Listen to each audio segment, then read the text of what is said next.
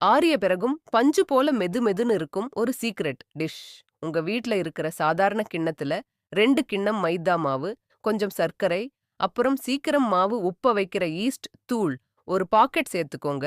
மாவை முன்கூட்டியே பிசையவே தேவையில்லை. இப்போ இதுல ஒரு முட்டை, 20 கிராம் சமையல் எண்ணெய் சேர்த்து லைட்டா வெதுவெதுப்பான தண்ணி ஊத்தி நல்லா கலந்துக்கோங்க. இதோட மெயின் சீக்ரெட்டே இந்த கைப்பிடி அளவு வெங்காயத்தாள் தான். மாவுல தண்ணி கொஞ்சம் அதிகமா இருக்கணும். ட்ரை மாவு இல்லாத வரைக்கும் நல்லா சாஃப்டா பிசைஞ்சுக்கோங்க. மாவு டபுள் சைஸ் ஆகி உள்ள தேன் கூடு மாதிரி வந்ததும் ஏர் ரிலீஸ் பண்ணாம அப்படியே கட்டர் போர்டுல மாத்தி 6 சம பாகங்களா உருட்டி 5 நிமிஷம் அப்படியே விட்டுருங்க. இப்போ ஒவ்வொரு உருண்டையையும் மெல்லிய தோசை போல தட்டி சூடான வாணலியில வச்சு மூடி போடுங்க. எண்ணெய் தூவி 2 பக்கமும் திருப்பி போட்டா சட்டுன்னு வெந்துடும். பார்க்கவே எவ்ளோ மென்மையா இருக்குல்ல. உங்க குடும்ப உறுப்பினர்கள் கண்டிப்பா பிடிக்கும். புடிச்சிருந்தா லைக் பண்ணி சேவ் பண்ணிட்டு இன்னைக்கே ட்ரை பண்ணுங்க.